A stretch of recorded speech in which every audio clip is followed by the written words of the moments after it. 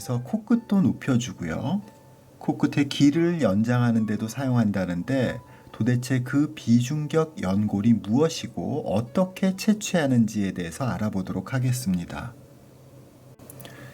비중격 연골은 코 안쪽의 공간, 즉 비강을 중간에서 격리해주는 연골이에요.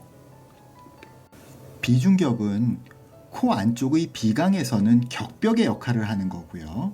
외부에서는 콧대의 역할을 하게 됩니다. 콧대의 윗부분에서는 콧뼈가, 콧대의 아래쪽 부분에서는 비중격 연골이 콧대의 역할을 하는 것입니다. 그러니까 콧뼈는 그야말로 콧대처럼 움직이지 않고요. 이 아래쪽 콧대는 생각보다 높은 담장 같은 구조의 위쪽 모서리가 콧대의 역할을 하게 되는 거죠. 대부분 콧대가 휘어진 이유가 바로 이 비중격 연골이 휘어진 것이 1차적인 원인이고요. 이를 비중격 만곡증 이렇게 얘기를 하죠. 비중격 연골은 그 안정성을 유지하기 위해서 깊은 부분에서 채취해야 해요. 어떻게 이 깊은 부분에서 주변에 손상을 주지 않고 어떻게 이 비중격 연골을 채취하는지에 대해서 알아보겠습니다. 비중격 연골은 그냥 연골만 존재하는 게 아니라 이렇게 양쪽이 점막이라는 껍질로 덮여 있어요. 양쪽 모두 다. 이런 슬라이스 치즈처럼 점막이 양쪽에 덮여 있어요. 그러니까 제일 먼저 할 일은 이 껍질을 양쪽에서 분리해 주는 거예요. 이걸 박리라고 하죠.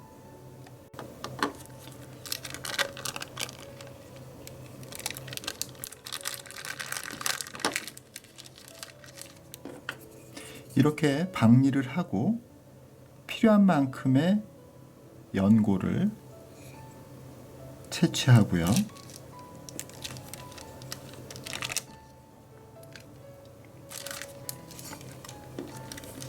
다시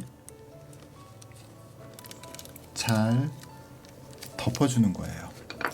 그러면 코 안쪽에서 연골 안쪽 부분이 없더라도 재생되는 것이 아니더라도 양쪽에서 격벽의 역할을 계속 할 수 있는 거죠.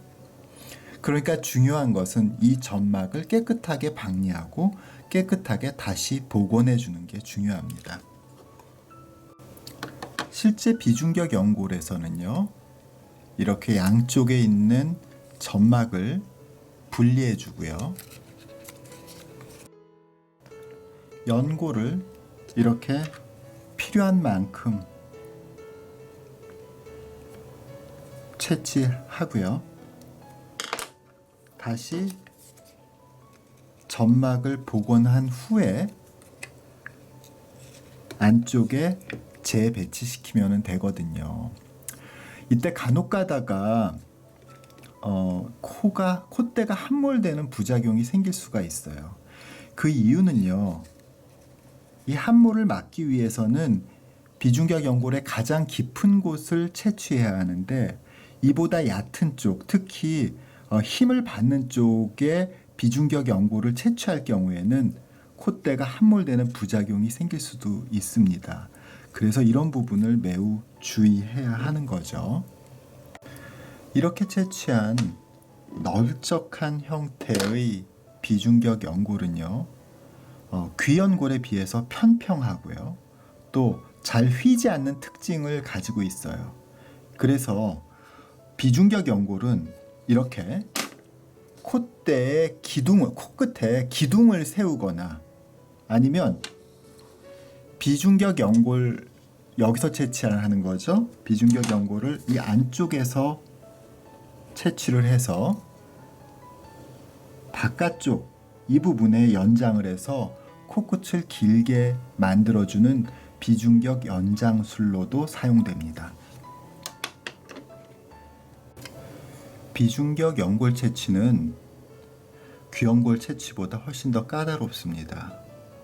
저 깊은 쪽에 저렇게 이렇게 깊은 쪽에 위치해 있어서 잘 안 보이기도 하고요. 또 정확히 아까도 말씀드렸듯이 비중격연골의 제일 깊은 곳을 채취하지 않으면 콧대가 버티지 못하고 함몰되는 현상이 생기기도 하니까 매우 주의가 필요합니다. 또 비중격연골은 상대적으로 편평하고 휘지 않는 특징, 귀연골보다 비교적 리지드, 좀 딱딱한 그런 특징을 가지고 있어서요. 기둥이나 연장, 코끝 연장 이런 데는 적합하지만 코끝 위에 지붕을 총총히 쌓아주는 온레이 형식, 그러니까 층층이 쌓아주는 형식의 이식에는 상대적으로 귀연골이 더 적합할 수도 있습니다. 그래서 코의 특징에 따라서요. 이 경우에 비중격 연골이 더 적합한지 귀연골이 더 적합한지를 정확하게 판단할 필요가 있습니다. 또는 귀연골, 비중격 연골 모두가 필요한 경우도 있죠. 이렇게 귀연골과 비중격 연골이 더 이상 사용하지 않는 경우, 더 이상 사용하기가 어려운 경우에 그 경우에 한해서 늑연골을 사용하게 되는 거죠. 특히 자가 늑연골을 사용하는 것이죠. 이렇게 어떤 연골을 사용하느냐에 따라서 수술 결과가 달라질 수 있기 때문에 적합한 연골을 선택하는 것이 가장 성공적인 수술을 위한 중요한 요소라 할 수 있겠습니다. 저희가 올리는 영상은 조금씩 이전과 다른 JJ 성형외과의 생각과 경험을 반영합니다. 저희의 새로운 경험을 빨리 알고 싶으시다면 좋아요, 구독, 알람 설정 부탁드립니다. 감사합니다.